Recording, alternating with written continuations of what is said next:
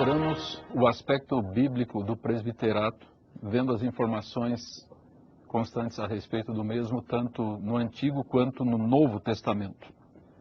Veremos agora como este ofício evoluiu no decorrer da história da Igreja e as transformações que experimentou ao longo dos séculos. A partir do início do segundo século, começaram a ocorrer algumas alterações significativas no ofício de presbítero. A primeira delas foi a diferenciação entre presbíteros e bispos, com o surgimento da figura do bispo monárquico.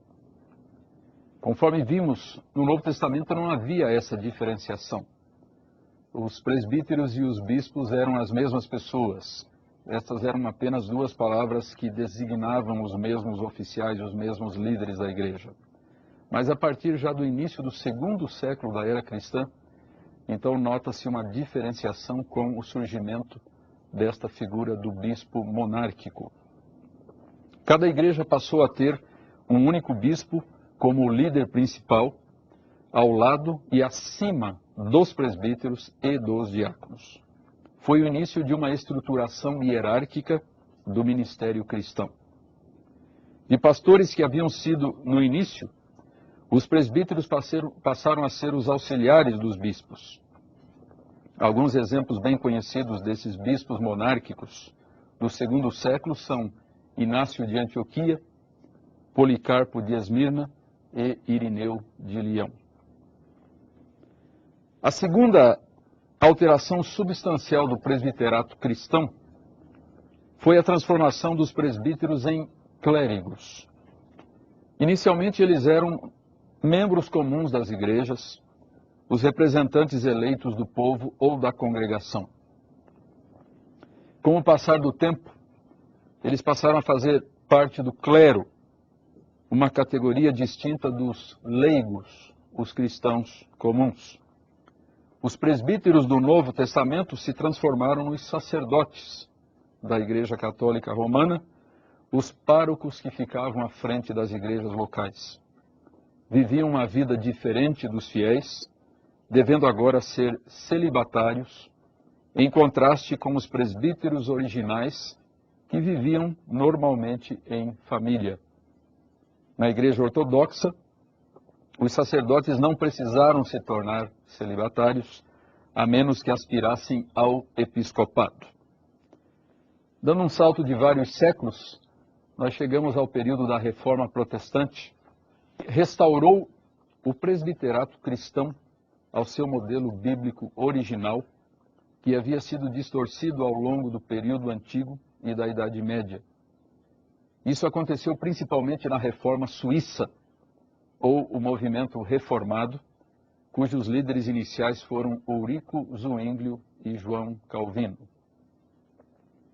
A forma de governo reformada ou presbiteriana passou a ser regida pelas seguintes características básicas ou princípios. Em primeiro lugar, uma forma de governo bíblica, porque derivada da Escritura, conforme entendida pela teologia reformada e expressa nas confissões da fé reformada.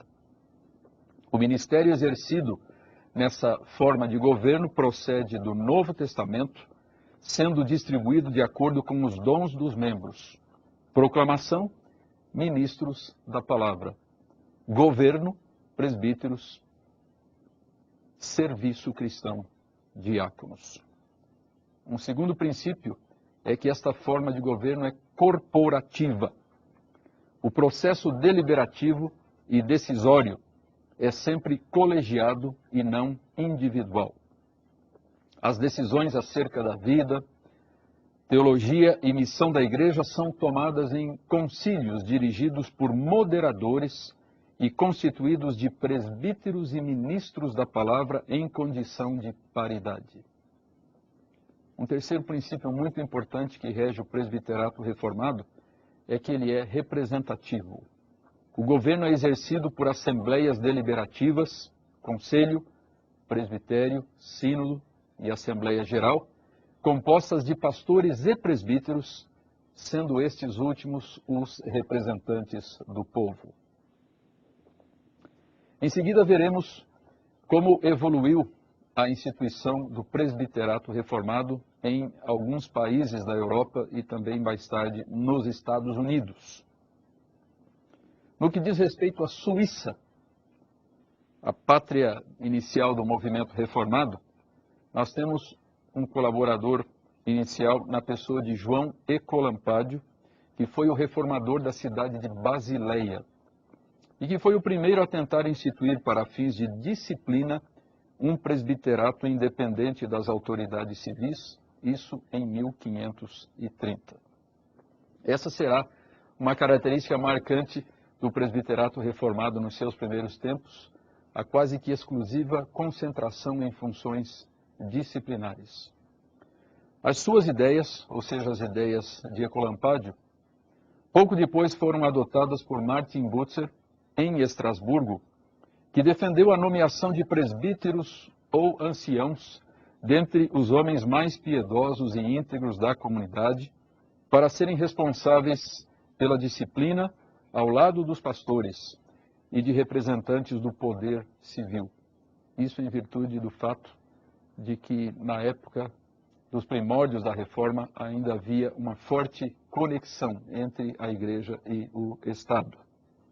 Em ambos os casos, houve resistência das autoridades civis que queriam reter algumas funções que agora seriam exercidas pelos presbíteros da Igreja. As ideias de Butzer, o reformador de Estrasburgo, influenciaram João Calvino, que desde 1537, portanto, bem no início da sua carreira como reformador, pediu a nomeação de alguns fiéis de boa reputação para ficarem encarregados da disciplina em Genebra. Regressando de sua estadia de 3 anos em Estrasburgo, onde conviveu com Butzer, Calvino redigiu as ordenanças eclesiásticas, em 1541, que previam a existência não de 3, mas de 4 ofícios na igreja: pastores, mestres ou doutores, presbíteros e diáconos. O dever primordial dos presbíteros, como dissemos há pouco, era a disciplina eclesiástica, por causa da preocupação reformada, no sentido de que a comunidade cristã vivesse para a glória de Deus. Esses presbíteros eram escolhidos dentre os conselheiros municipais, ou seja, os governantes civis de Genebra, até o número de 12, e constituíam, junto com os pastores, o célebre consistório, que se reunia semanalmente para regular a vida moral, sendo geralmente presidido por um dos síndicos. Todavia, somente em 1555 e mais especificamente em 1561, com a revisão das ordenanças eclesiásticas, o reformador conseguiu impor as suas ideias e a Igreja conquistou um direito muito importante, o direito de excluir, ou seja, da excomunhão, até então reservado para as autoridades civis. As práticas da Igreja de Genebra se tornaram um modelo para as demais igrejas reformadas. Os presbíteros foram vistos desde o início como representantes do povo, sendo ao mesmo tempo comissionados por Deus. Butzer insistiu que eles fossem representantes de todos os tipos de pessoas. O ofício era considerado espiritual, os presbíteros não sendo denominados ministros, mas todavia reconhecidos como exercendo um ministério. Quanto à base bíblica, Calvino apelou para textos como 1 Timóteo 5,17, como base para o duplo presbiterato, pastores e presbíteros, Romanos 12,8 e 1 Coríntios 12,28, com suas referências ao dom de governo, especialmente no exercício da disciplina, e 1 Coríntios 5,4, que fala sobre a administração da disciplina não ao arbítrio de um indivíduo,